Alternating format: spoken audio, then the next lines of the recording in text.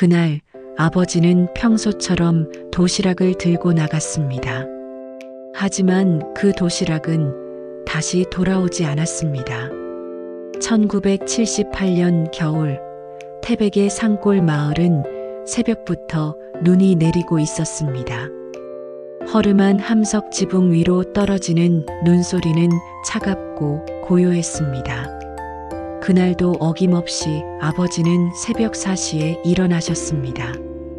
헌 패딩 점퍼에 숯검정이 묻은 목장갑을 끼며 낡은 도시락통을 식탁 위에 올려놓으셨죠.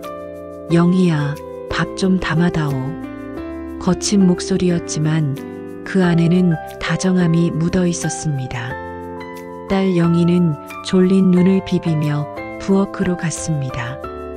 가마솥에서 막 퍼낸 보리밥에 멸치볶음, 김한장, 그리고 아버지가 좋아하시던 고추장 한 숟갈을 넣었습니다. 그 작은 도시락은 가족의 하루를 버티게 하는 아버지의 생명줄이었습니다. 탄광에서 일하는 아버지는 하루 12시간 넘게 땅속에서 일했습니다. 석탄 먼지로 얼굴이 까맣게 변해도 늘 웃으며 말하곤 했죠. 아버지는 괜찮다. 대신 너희는 공부 열심히 해라. 그날도 평소처럼 아버지는 도시락통을 품에 안고 집을 나섰습니다. 문틈으로 스며든 찬바람이 등에 스치며 영희는 괜히 가슴이 서늘했습니다.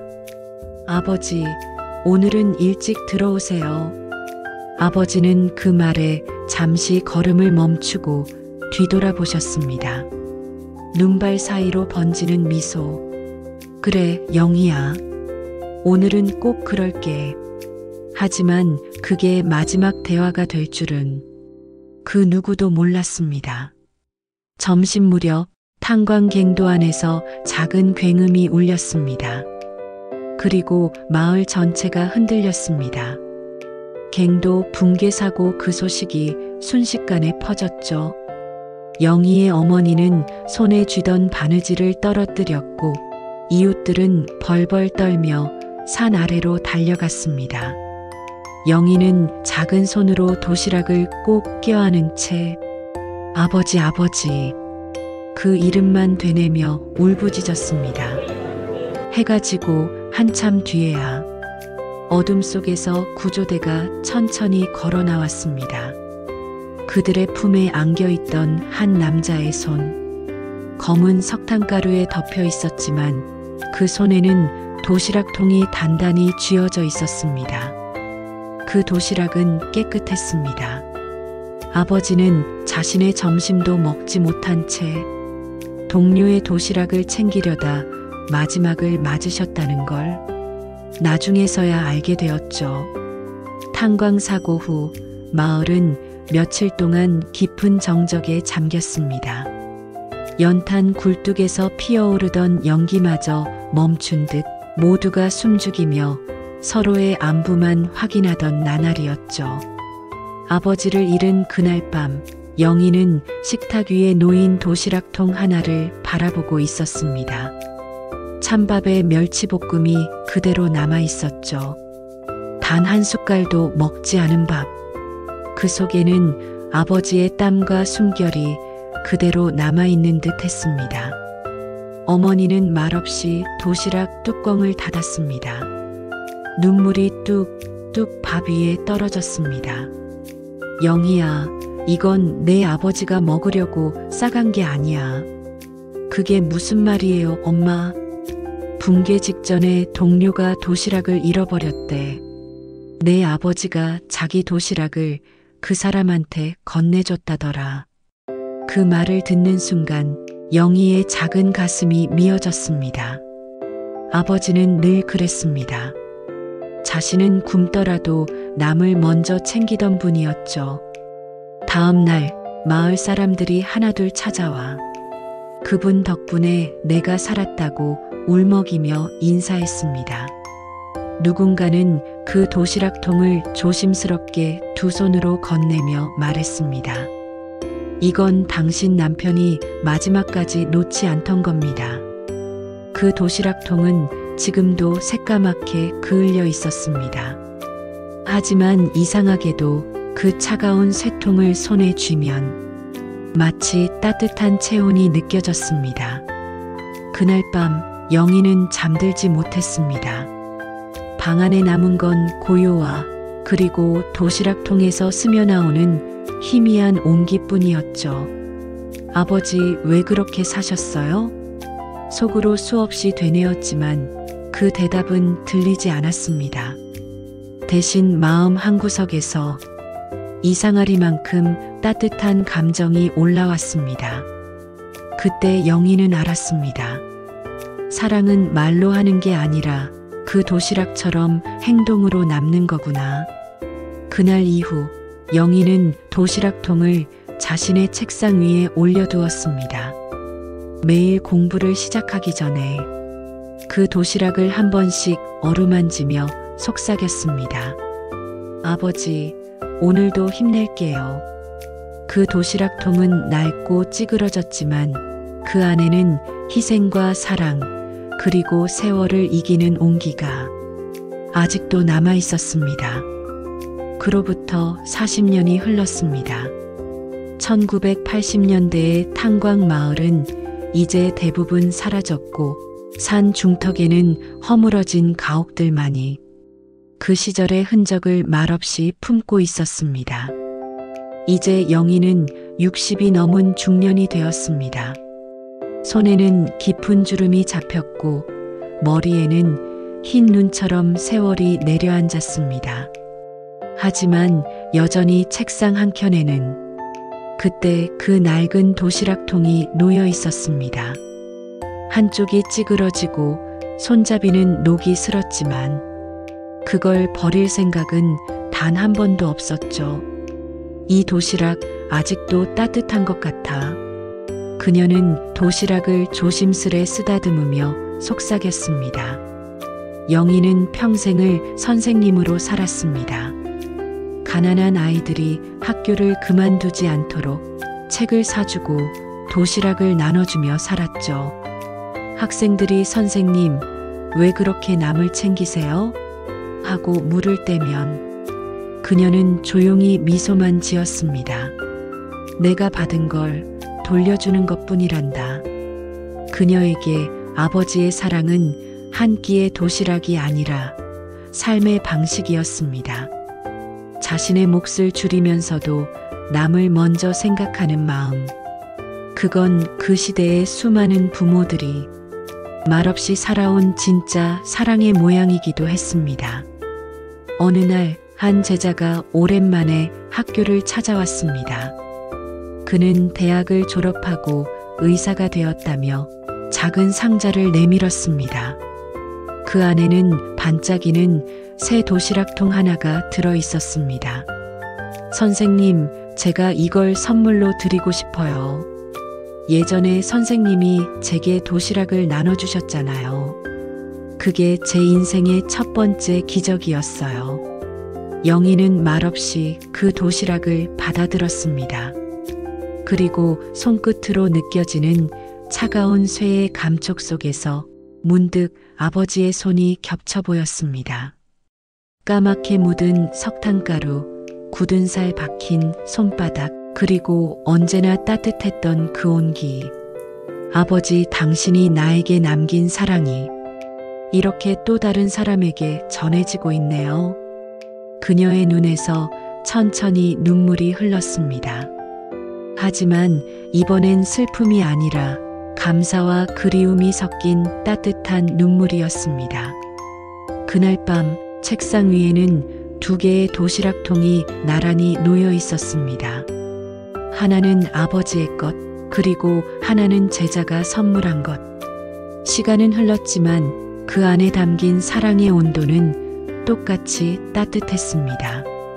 초겨울 바람이 매섭던 어느 날, 영희는 작은 여행 가방 하나를 들고 기차에 올랐습니다. 행선지는 오래전에 떠나온 그곳, 태백의 탄광 마을이었습니다. 아버지를 묻은 그 땅, 그 후 단 한 번도 다시 돌아가 본 적 없는 곳이었죠. 기차 창밖으로 스쳐가는 풍경 속에서 영희는 오래된 기억을 하나씩 꺼내 들었습니다.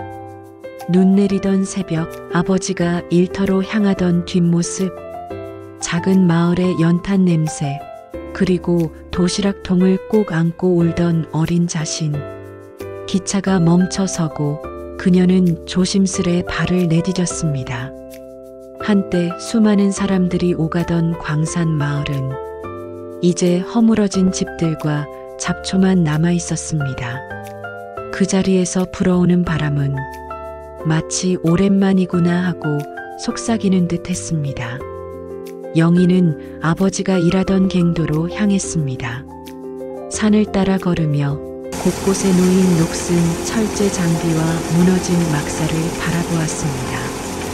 그 하나하나가 마치 아버지의 손자국 같았습니다. 그리고 마침내 그녀는 오래된 표지석 앞에 섰습니다. 1978년 12월 탄광 사고 희생자 추모비. 그 안에는 작게 새겨진 이름 하나, 박동수. 그게 바로 그녀의 아버지 이름이었습니다. 영희는 두 손으로 이름을 어루만졌습니다. 거칠고 차가운 돌 위에서 눈물이 천천히 흘러내렸습니다. 아버지, 저 왔어요. 그녀는 조심스럽게 가방을 열었습니다.